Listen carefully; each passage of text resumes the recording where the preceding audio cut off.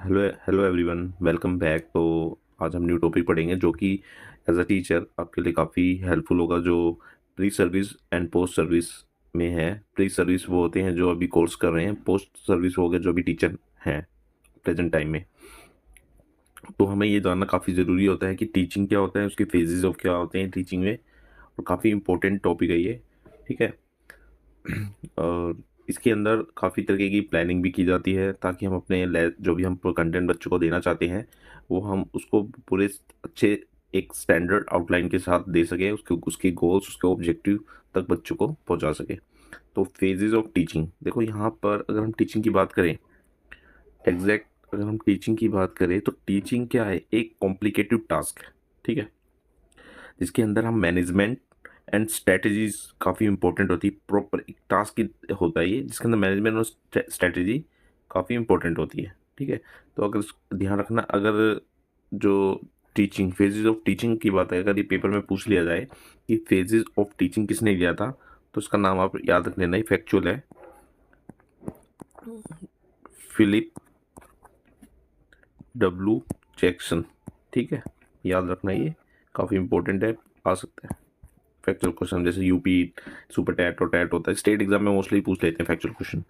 तो आज इसके अंदर हम क्या क्या पढ़ेंगे, इसके अंदर हम आउटलाइन हमें देख लेते हैं अभी प्रेजेंटेशन के एक तरीके से, कि आप मीनिंग पढ़ेंगे, डेफिनेशन पढ़ेंगे, वेरिएबल्स पढ़ेंगे, फेजेस ऑफ टीचिंग पढ़ेंगे, उसके क्या क्या फेजेस होते हैं और कौन कौन से हम पॉइंट कंसिडर करने वाले हैं इनके अंदर। तो स्टार्ट करते हैं अब हम। सबसे पहले हम मीनिंग ऑफ टीचिंग पर आते हैं। देखो, टीचिंग हम जानते हैं कि एक तरीके से ये प्रोफेशनल वर्क है।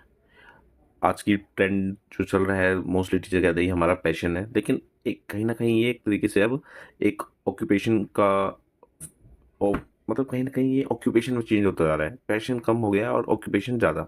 लेकिन अगर अगर आप टीचर बनना चाहते हैं, अच्छा टीचर बनना चाहते हैं, तो आपको टीचिंग आपके पैशन में होनी बहुत ज़रूरी है। ठीक है। तो इसमें जैसे लिखा हुआ है कि it is refer to either as occupation और profession of a community known as a teacher. ठीक है। जैसे इज एन एक्टिविटी और activities of a group undertaking to help of individual to learn and acquire some knowledge, skill, attitude and trust। हम जानते हैं कि teaching में ही हम किसी तरीके की नॉलेज एक्वायर की जाती है, स्किल्स एक्वायर की जाती है। ठीक है। लेकिन अगर देखा जाए तो टीचिंग पूरी तरीके से कॉम्प्लिकेटेड टास्क की तरह ही वर्क करेगा। अगर आप एज अ पैशन किसी चीज़ को करते हो तो आपके एफर्ट्स उसमें पूरी तरीके से लगते हैं और आप फुल्ली मोटिवेटेड होते हो। तो टीचिंग करने के लिए आपको ऑक्यूपेशन कम, पैशन ज़्यादा रखना है, प्रोफेशन कम, पैशन पे ज़्यादा जोर देना था, क्या फुल्ली मोटिवेट होकर किसी अपना 100% दे पाओ। ठीक है। तो हम डेफिनेशन ऑफ टीचिंग भी चलते हैं। डेफिनेशन ऑफ टीचिंग के अंदर हम बस ये जानेंगे कि कुछ फेमस एजुकेशन साइकोलॉजिस्ट है, तो एजुकेशनिस्ट है जिन्होंने अपनी डेफिनेशन दी है। जैसे एस सी मॉरिसन है जिनकी फेमस रही है, जैसे teaching is an intimate contact between more and mature personality, जिसे हम टीचर कहते हैं, and less major one which is design to further the education of the that. तो अब जैसे हम कहते हैं ना कि एक मग है, और ठीक है, और एक ये जग।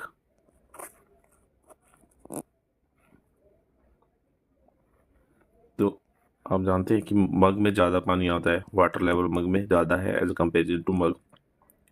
तो यहाँ पे जो मग है वो एज अ टीचर वर्क करेगा, टीचर जिसे मोर नॉलेजेबल पर्सनैलिटी, और ये लेस, ये कुछ ना कुछ इसमें डालेगा। एज ए इंफॉर्मेशन हो सकती है, एज ए स्किल हो सकती है, जो कि एक स्टूडेंट है। टीचिंग में देख रहे थे, एक फॉर्मल, और ये जो प्रोसेस होता है ये एक तरीके से फॉर्मल वे में होता है। अब स्कूल के एनवायरनमेंट सेटिंग में एक चीज़ कर रहे हो तो ये फॉर्मल वे में ही होगा। ओके। तो हम नेक्स्ट स्लाइड पे चलते हैं। Variable of teaching.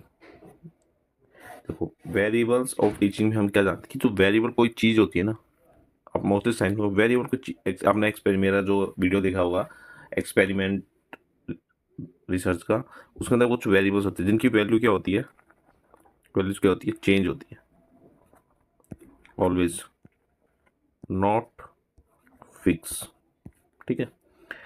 अब इसमें 3 तरीके के वेरिएबल होते हैं, एक इंडिपेंडेंट वेरिएबल, एक डिपेंडेंट वेरिएबल और एक इंटरव्यूइंग वेरिएबल। ठीक है, इंटरव्यूइंग हो गया कि जिस सेटिंग में ये चीज़ वर्क करेगी, तो वो एनवायरनमेंट है जो कि क्या है, एक तरीके का क्लासरूम। ठीक है। डिपेंडिंग वेरिएबल क्या होता है कि जो स्टूडेंट होते हैं वो एज अ लर्नर फुली तरीके से डिपेंड किस पे होते हैं, डिपेंडेबल होते हैं इंडिपेंडेंट वेरिएबल, मतलब टीचर। तो टीचर क्या हो गया, एक तरीके से यहाँ पर फैसिलिटेटर, गाइडेंस प्रोवाइड करने वाला। ठीक है। और स्टूडेंट क्या हो गया, एक तरीके से उस पर डिपेंडेबल है। मतलब इंडिपेंडेंट वेरिएबल जैसे जैसे अपने लेवल को चेंज करेंगे वो सारा इफेक्ट किस पे जाएगा, डिपेंडेंट वेरिएबल पे। ठीक है। आपने देखा होगा कि वो जो साइकोलॉजी में जो पैब्लो वाला जो एक्सपेरिमेंट है कि इंडिपेंडेंट वेरिएबल के चेंज होने से डिपेंडेंट वेरिएबल पे क्या चेंज आता है, मतलब बेल के बदलने से आपके सलाइवा में कितने % सिक्रेशन बढ़ा, वो डिपेंड कर रहा है किस पे, बेल के बेल, साउंड ऑफ बेल। तो डेट मीन्स इसका मतलब यही है। तो हम नेक्स्ट स्लाइड पे चलते हैं, जो कि हमें जानना है आज, टीचिंग। टीचिंग की फेज, फर्स्ट फेज होता है प्री एक्टिव फेज, सेकंड होता है इंटरेक्टिव एंड थर्ड होता है post active phase. Pre active phase होता है पूरी तरीके से प्लानिंग। ठीक है।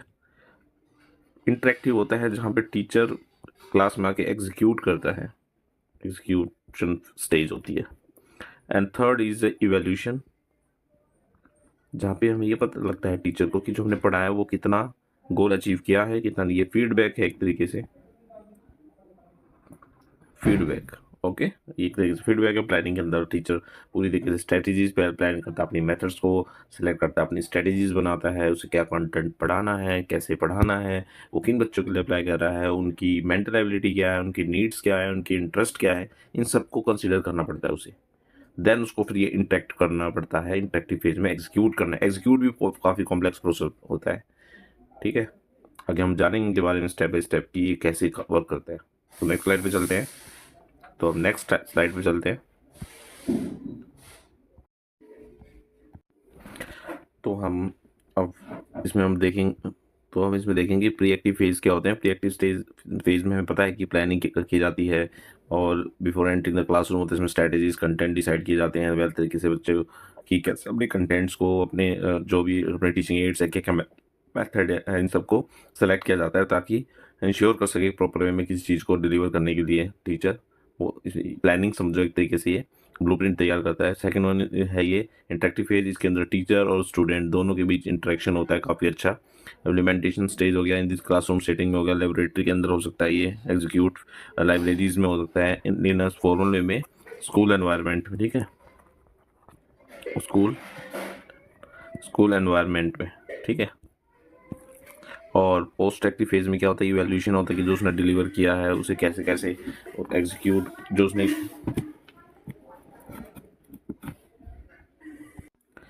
तो जो हम पोस्ट एक्टिव फेज पढ़ रहे थे इसके अंदर हम इवैल्यूएशन स्टेज होती है जिसके अंदर टीचर जो भी पढ़ाता है उसे ये पता लग पाता है कि उसने क्या पढ़ाया है, वो कितना लेवल तक उसने अचीव किया है, जो भी उसने प्लानिंग की थी, बच्चे जो गोल्स या ऑब्जेक्टिव सेट किए थे बच्चे उसे अचीव कर पाए कि नहीं कर पाए। ये आफ्टर द क्लास होता है। इसमें जो टीचर होता है वो एक तरीके से चेक लिस्ट बना सकता है इसकी, अपने कंटेंट की, और जिससे क्वालिटी का पता चला है, और उसकी रेटिंग भी दे सकता है। ठीक है, रेटिंग स्केल का यूज़ कर सकता है। सो हम नेक्स्ट स्लाइड पे चलते हैं। नेक्स्ट स्लाइड में प्री एक्टिव फेज़ के बारे में बताया गया है, उसकी एक्सप्लेन की। इन प्लानिंग फेज़ है टीचिंग एक्ट के लिए। इसमें टीचर प्लान करता है टास्क जो उसने परफॉर्म करना है स्मूथली वे में, उसके फंक्शंस क्या होंगे सक्सेसफुल अचीवमेंट के लिए, वो इतने स्टेप्स इसमें कुछ होते हैं, इसमें गोल्स और ऑब्जेक्टिव सेट किए जाते हैं। ठीक है। तो अब नेक्स्ट स्लाइड पे चलते हैं।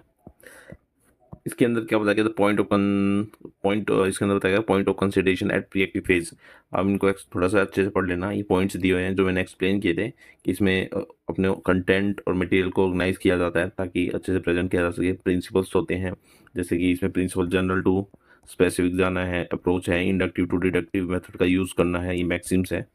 इससे बच्चे को काफ़ी हेल्प मिलती है कंटेंट को समझने में। एग्जाम्पल टू रूल चलना है ऑलवेज। ठीक है। और नेक्स्ट स्लाइड पे चलते हैं, interactive phase. Interactive phase between, मैंने बताया कि ये टीचर और स्टूडेंट के बीच में होता है। इसमें जो भी नॉलेज को एग्जीक्यूट किया जाता है टीचर के द्वारा, स्टूडेंट उसे समझते हैं वेल स्टैंडर्ड फॉर्म में, और उससे रिलेटेड जो क्वेश्चन उनके माइंड में होते हैं वो टीचर से पूछते हैं, टीचर उसका आंसर देता है, टीचर ने जो पढ़ाया वो स्टूडेंट से पूछते हैं और स्टूडेंट उसका रिस्पॉन्स करते हैं। मतलब काफ़ी एक हेल्दी एनवायरनमेंट क्रिएट होता है, इससे कंटेंट की अंडरस्टैंडिंग हो जाती है, टीचर अपने कंटेंट को अच्छे से डिस्क्राइब एग्जीक्यूट कर पाता है इंटरेक्टिव फेज में। इसमें 3 मेजर पॉइंट होते हैं, इसको हम समझ लेते हैं ये कहना क्या चाहते हैं। इंटरेक्टिव फेज में होता है पहले परसेप्शन। इसके अंदर क्या होता है कि ऑब्जर्विंग द क्लास, जब teacher enter in the class and look up the student and student also observe the teacher. मतलब आप एंटर करते हैं इन क्लास में तो टीचर बच्चों को ऑब्जर्व करते हैं और बच्चे जो होते हैं वो टीचर को ऑब्जर्व कर रहे होते हैं, ठीक है। फिर सेकंड आता है डायग्नोसिस। डायग्नोसिस का teacher can diagnose the student with the previous knowledge, ठीक है। पर्टिकुलर टॉपिक की टीचर जानने की कोशिश करता है कि बच्चे का अभी लेवल क्या है, इस जो भी कंटेंट प्रोवाइड करना है उसकी कितनी समझ है उनको, तभी तभी तो वो उसकी कॉम्प्लिसिटी को बढ़ाने की कोशिश करेगा। मतलब एक स्पाइरल चेन की तरह ये वर्क करता है कि बच्चा 6 क्लास के, अगर कोई 6 क्लास का बच्चा है तो उसे यहाँ तक की नॉलेज होनी चाहिए, 6 क्लास का बच्चा यहाँ तक, तो टीचर अपने अकॉर्डिंग वो सब सेट करके चलता है कि कोई बच्चा है उसे यहाँ तक की नॉलेज होनी चाहिए, तो वो अपने कुछ क्वेश्चन से यहाँ तक का पता लगाते हैं बच्चे की एबिलिटी कहाँ है, कि वो इससे ऊपर स्टैंड कर रहा है या इससे नीचे, तभी वो उसके अकॉर्डिंग समझ पाता है। रिएक्शन प्रोसेस होता है, इसके अंदर क्या होता है कि जो मतलब ये रिएक्शन प्रोसेस वर्बली होता है एक तरीके से, ठीक है, वर्बल, ठीक। वर्बल 2 तरीके से होता है, एक होता है इंटिनेशन, फर्स्ट होता है, ठीक है, initiation, sorry initiation and second one is response. तो मैंने बताया ना, इनिशिएशन जब टीचर स्टूडेंट से पूछता है, फिर स्टूडेंट रिस्पॉन्स करता है, ठीक है। स्टूडेंट जब पूछते हैं तो टीचर रिस्पॉन्स करता है, तो ये प्रोसेस ऐसे ही चलता है इसमें, ठीक है। अब हम इसके पॉइंट्स जान लेते हैं। इसके पॉइंट्स दिए हुए हैं जो भी मैंने एक्सप्लेन किया था, involve, evolution, activity, operation, selection, evolution और इंक्लूडिंग टेस्ट एंड क्यूज को हम इंक्लूड करते हैं, ठीक है। फीडबैक वाला पोर्शन आ गया, इसके अंदर फीडबैक्स होती हैं सारी, गोल्स का लेवल पता लग जाता है कि कितना अचीव हुआ है, कितने percent, how much goal percentage की फॉर्म में कितना अचीव कर पाया है क्वालिटी के साथ, ठीक है। तो अब नेक्स्ट स्लाइड पे चलते हैं। एक्टिविटीज अंडरटेकिंग इंटरेक्टिव फेज, मैंने बताया ही आपको परसेप्शन डायग्नोसिस में क्या क्या होता है, और पोस्ट एक्टिव फेज में मैं बता ही चुका हूँ आपको, ठीक है। लगता है स्लाइड दोबारा से आ गई है, लेकिन मैं बता चुका हूँ, ठीक है। पोस्ट एक्टिव फेज में क्या क्या होता है मैं आपको एक्सप्लेन कर चुका हूँ कि the third phase of teaching होती है तरीके से, is concert with the evaluation activities. First of all the stipulated objective are the consider and the attempts are made to major. Access करने की बात होती है, डिग्री ऑफ क्वालिटीज पता लग पाता है इसमें, बिहेवियरल चेंजेस कितना हुआ है। अगर वो टीचिंग है तो लर्न पर चेंज आता है बिहेवियर में, ठीक है, आपके स्किल्स में, ठीक है, ओके। और उसमें कैसे पता लग पाता है, क्वेश्चंस पूछ दिए जाते हैं, कुछ कमेंट्स पास होते हैं उसके अकॉर्डिंग। तो लास्ट वन इज क्या आई कि ये तीनों फेज आपस में इंटर रिलेशन होता है इनका, क्योंकि ये फर्स्ट स्टेप है, ये सेकंड है और ये थर्ड है। हम प्रिपेयर करेंगे, प्लानिंग करेंगे, उसके बाद एग्जीक्यूट करेंगे, एग्जीक्यूट के पोस्ट होगा, कोई कमी रहेगी तो फिर हम प्री एक्टिव फेज में जाएंगे, हम फिर से प्लानिंग करेंगे, उस कंटेंट को वेल डिलीवर करेंगे, फिर से इंटरेक्ट होगा क्लास में, फिर से पोस्ट एक्टिव। सो ये स्लाइड यहीं खत्म होती है, सो कि फेजेस ऑफ टीचिंग क्या होते हैं। तो आज के लिए इतना ही, थैंक यू। अगर वीडियो अच्छी लगी हो तो चैनल को सब्सक्राइब कर दीजिए, लाइक कर दीजिए और बेल आइकन प्रेस कर दीजिए।